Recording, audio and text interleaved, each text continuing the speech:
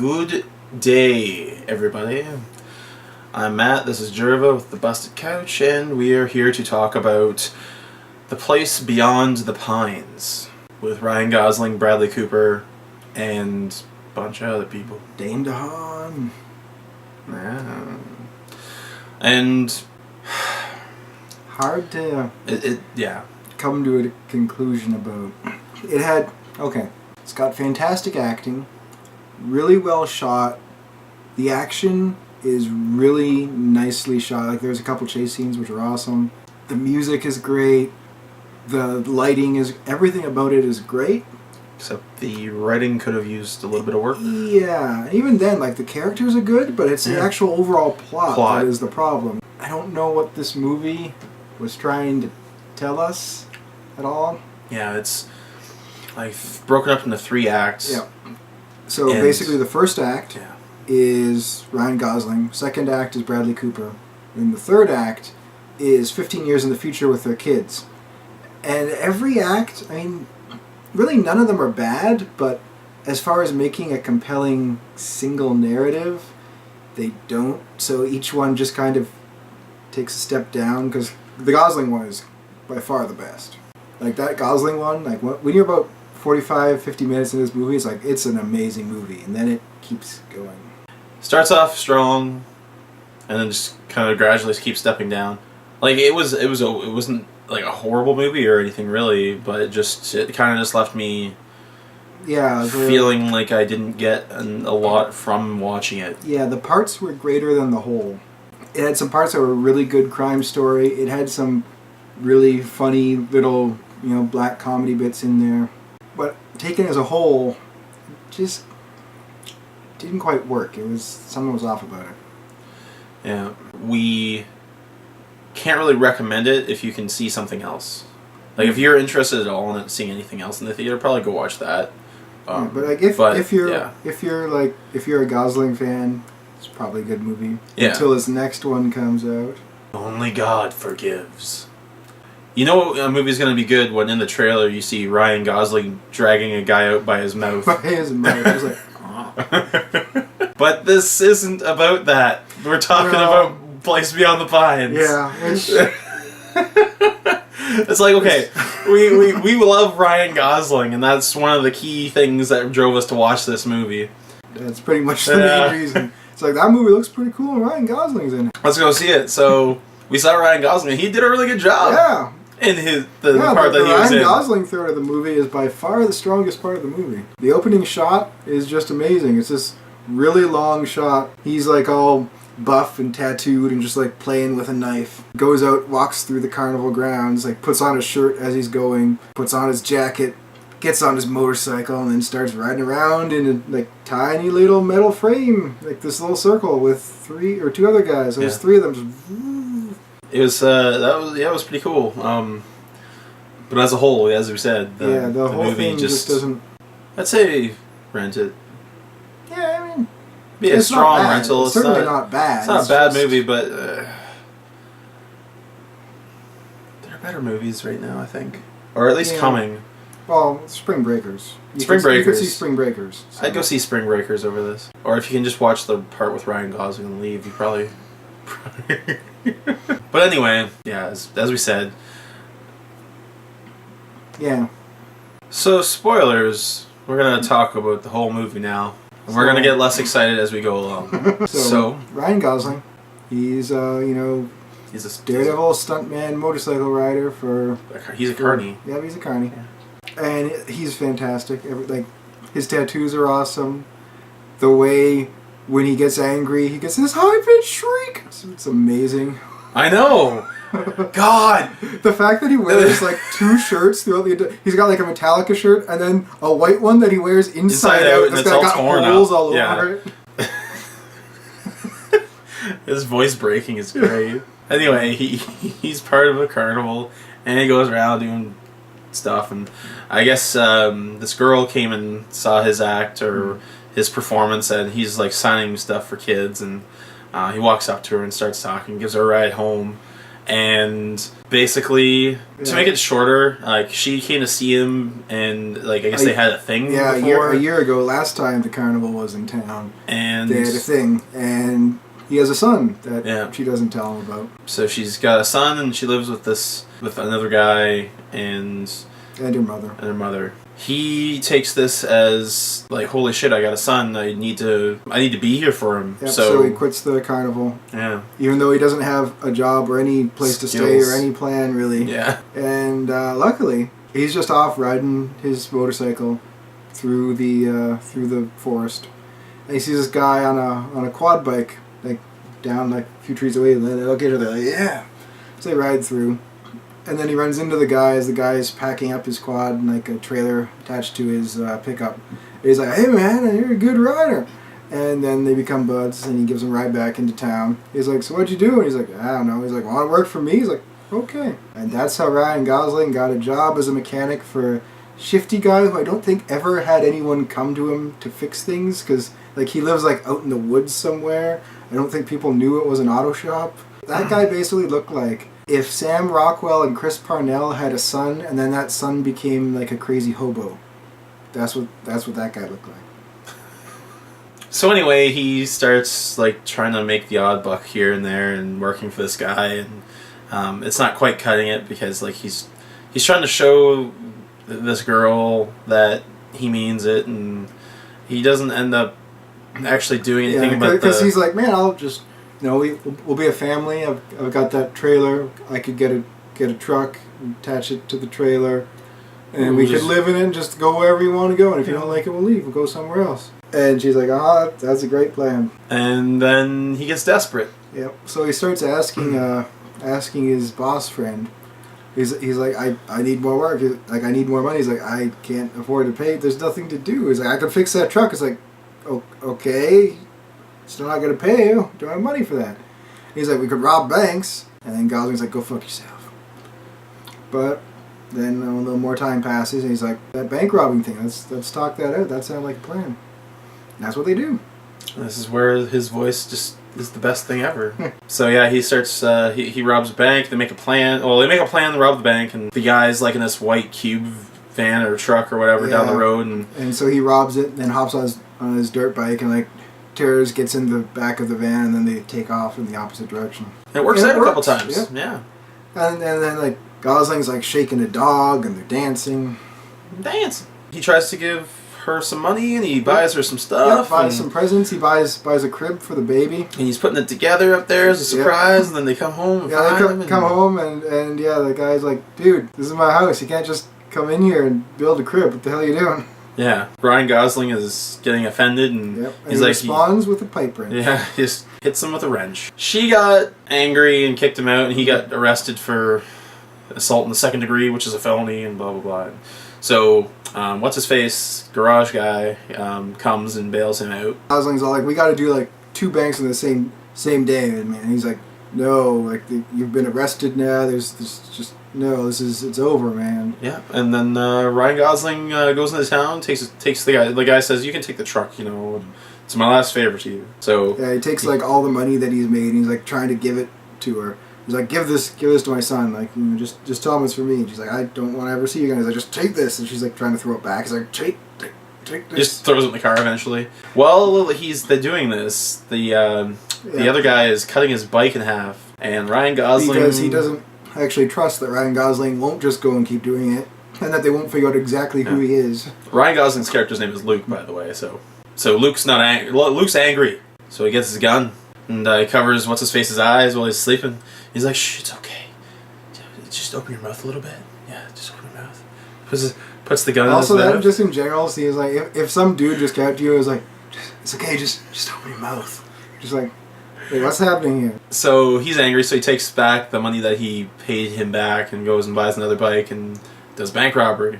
Really badly. Really badly. So he forgot his sunglasses to cover his face and his eyes. And he didn't do the plan of go in and like look the place over beforehand. So he goes in and they got like these big safety glass around the tellers. So he hadn't planned this at all. No. So he goes in and they can clearly see his face with like his obvious tattoo. Yeah, he's got like a knife with dripping coming off of it right beside his eye. That's not That's not obvious who it is. So he's in there, and they're having trouble giving him the money, and he's just getting all pissed off. And he tries to leave. Like the old lady's trying to throw the bag over the thing and keeps failing. He goes to try to leave, and this new bike's not really all that reliable. It's just, oh fuck. So he barely makes it to the parking lot. Yeah, cops are right behind him. This is a really cool chase.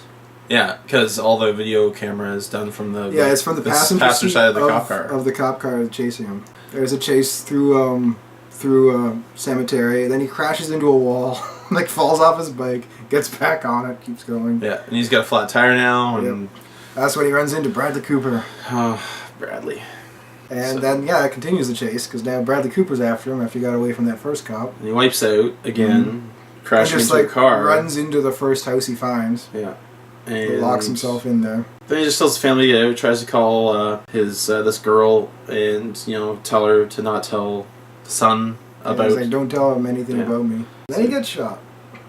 Yeah, by Bradley Cooper. And then the story switches to. No, then you have a really funny part. Oh, where he's laying there like all like completely sprawled with like a giant pool of blood behind his head, and the next two cops on the scene went up and was like, "Hands up! Hands behind your head!" And he's like, he's clearly dead. He is 100% dead. Yeah. So I guess cops just treat corpses like they're alive. Anyway, Bradley Cooper's all bent out of shape, I guess. Yeah. Because he just killed someone, and he lies about it. Well, he doesn't. He lies a little bit. Like he basically. He shot first, but he says that he thinks he shot like that. Gosling shot first, but it might not even be a lie. Like he might not completely. Because it basically just bang was like bang bang because he just burst through the door, shot him, got shot. Yeah. Really, he's freaky out that Gosling had a kid who was the same age as his son. He's really upset about that. Can't look at his own son without thinking about it. Mm-hmm. And then Ray Liotta shows up. Yeah, Ray Liotta. As soon as he popped up in the credits, you know he's gonna play a shady character. Yep, and he does. So Ray Liotta and a couple other cop friends come by to see him before he's actually back on active duty, and they take him out and they go to her house because they think she might have some of the money that Gosling had stolen. And of course she does, but, So they're looking around, and they find the money, and they take it, but they say they didn't find anything. And then they just split it up between the four of them. And they give him most of it, like, for getting shot, here's, like, your... This is your hazard pay. Yeah. More than, like, the force will give you, or whatever. And he's just, like, okay. Bradley Cooper's character is kind of a goody two-shoes. Like, he just wants to... He hides it in his garage at first. Yeah. And then when he's back on duty, he goes to his chief.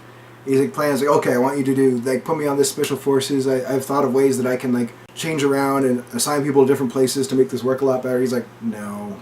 So he's like, you've got two options. Either you can get a job. And he'd like only been on the force less than a year, so he's like pretty much just a rookie at this point.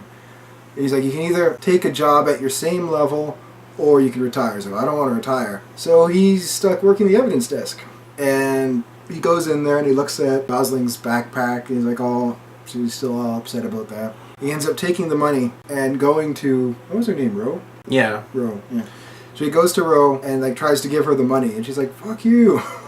That's pretty much exactly the same scene as when Gosling gave her the money the first time. Yeah, it was kind of a little funny because she's just like, why does this keep happening to me?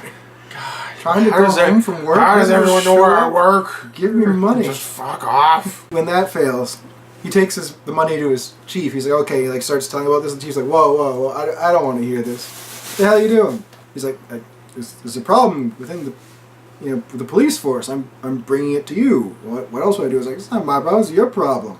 I want to hear about this. Yeah, don't say anything else. How are you doing, ratting out your fellow officers? What's wrong with you? Get the hell out of here. So at this point, he's like, shit. And he leaves the building and like sees his chief and Ray Liotta like standing there watching him at their car, talking.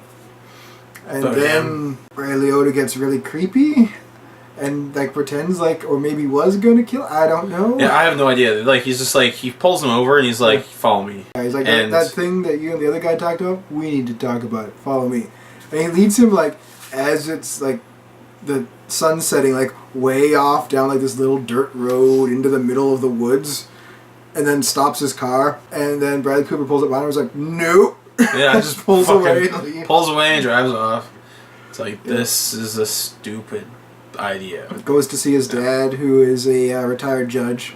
Tells him all about it and asks him what to do. So what he does is he wears a wire and gets some incriminating evidence. Because what Ray Liotta and, well, like, Bradley Cooper's one friend, who might be Ray Liotta's partner or something, someone on the force, what he wants him to do is, apparently he's in bad with some bad people.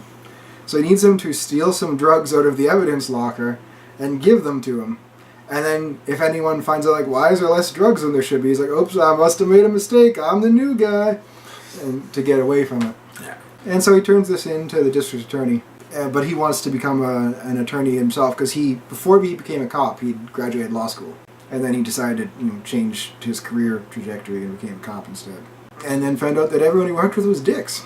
So that happens. Then there's this big court case, and Ray Liotta gets arrested and everything. And then 15 years later. Well, I was gonna say he does try to, like, he makes a deal with them, right? Mm-hmm. Like he's just laying there. He's like making demands.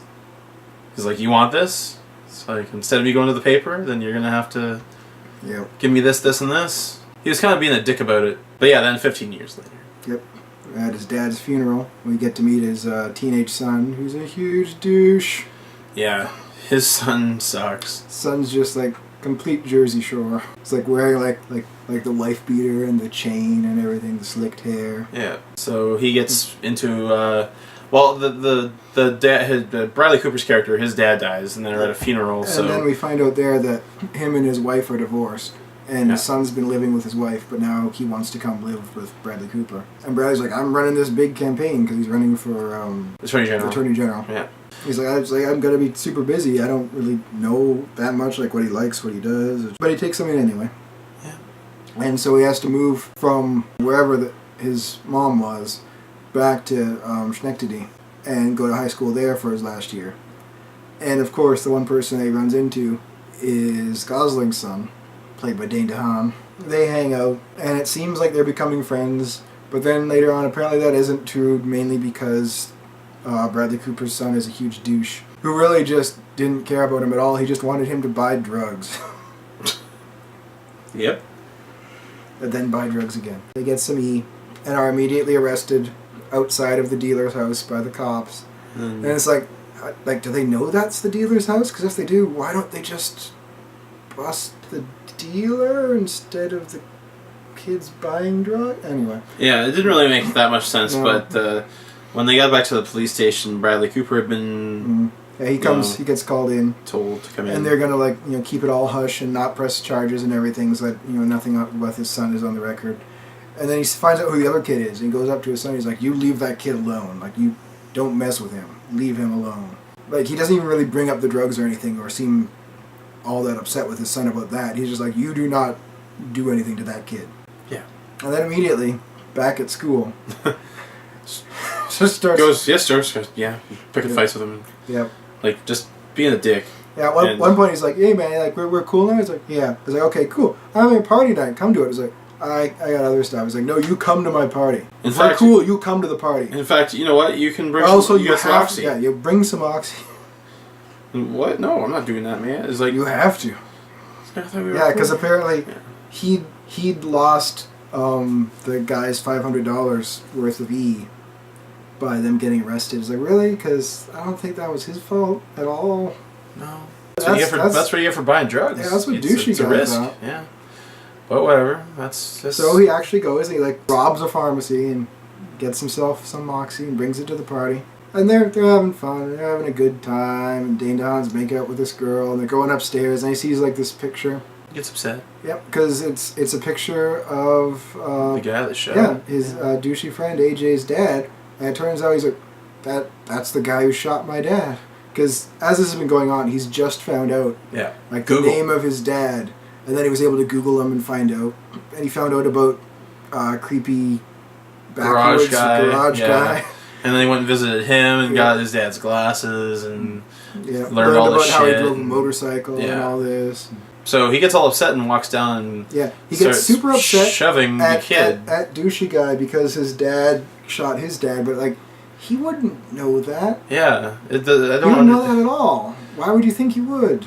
I mean, maybe it's because he was all on, like, he was drunk and on Oxycontin and stuff. Maybe that's why, but because it made no sense. So he goes down, starts something, and then as he's going out, like, they just get in a fight, and then Douche beats the living shit out of him, and he gets put in the hospital, and he like wakes up, and his mom's there, and he's like, "You're a liar," because she wouldn't tell him. Because as Gosling had wanted, she like lied to him and said that his dad had died in a car accident. They didn't really, didn't tell him anything about it, or who he was, or anything. Yeah, after all that, he like gets up and he goes back to the drug dealer's place, which is like also apparently an arms dealer. Yeah, he just goes in. He's like, "I need a gun," and like the guy's like, he's like, "Sure, man, I'll hook you up. Come inside." Because all drug dealers will just like, "You want to? I got guns. Great, yeah, I've got untraceable guns here that I just have." Yeah, I just filed off the serial numbers just fresh today. So, so he goes in. I guess he gets a gun somehow and goes over to Douchey's house and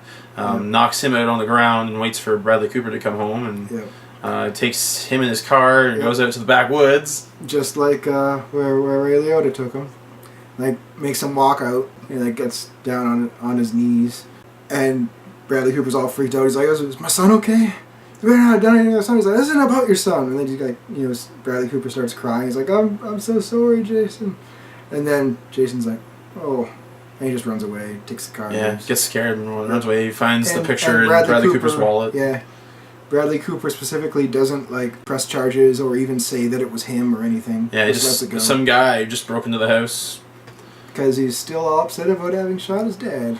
Yeah, he felt regret, so I guess he just let him go, and then he runs away. Yep. Like the kid. And then Bradley Cooper wins his election. And that's about it. Yep. Then after that, there's a scene of Dane DeHaan buying a motorcycle and riding off on it. Yeah, that's it. The end. So do you see why we're kind of just... Yeah, like there's no like, all the scenes are good. Yeah. The like everything about it, the way it's made, the acting, it's all great.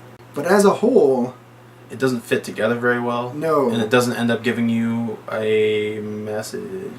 Yeah. Really. I don't know what it was about at all. Like, it wasn't necessarily bad, but it really wasn't good either. At the start, when it was like a more full-on, just like gritty, modern crime story with Ryan Gosling, that was really good. Yeah. I don't even know why they would have had to have went to the 15 years later mark. Like, no, because like at least like the actual segue between the other two worked really good, because all of a sudden it was just like you didn't even really see there was Bradley Cooper. You were just beside him in the car. It's like Gosling's dead, and now we just keep on the other guy we were with. Keep on going with him, and so that worked pretty well. But then it was the pacing was good there, and the transition was fine, and like I wouldn't have faulted the movie as much if it just went something like that and continued on with like the same time. But going with the kids was just like a huge jump, and you're just trying to figure out what's this got to do with anything. And it didn't seem to actually really add up to anything. Like, I was enjoying it while I watched it, but after the movie's all said and done, and just like sitting there feeling kind of disappointed. Yeah. Do yourself a favor, just watch the part with Gosling, and that's it. Just watch Drive. Just watch Drive. Or Half Nelson. Or United States of Leland. Yeah. Or Young Hercules. Something else with Gosling in it? Breaker High. Watch the entire series of Breaker High. Anyway. Go to high school on a boat.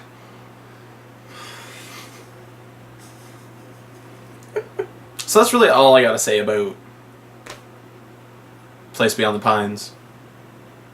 Yeah. I can't wholeheartedly say go see it, but at the same time, I would say yes, just for the fact that it's not bad. Yeah, because if there's nothing else in the theater, go see that, I guess. Anyway, thanks for watching our Place Beyond the Pines review. Please like or subscribe, leave a comment, tell us if you have a crush on Ryan Gosling. We do. Because we do. Like, big one. So anyway, I'm Matt. This is Jerva, the Bussy Coach. Thanks for watching.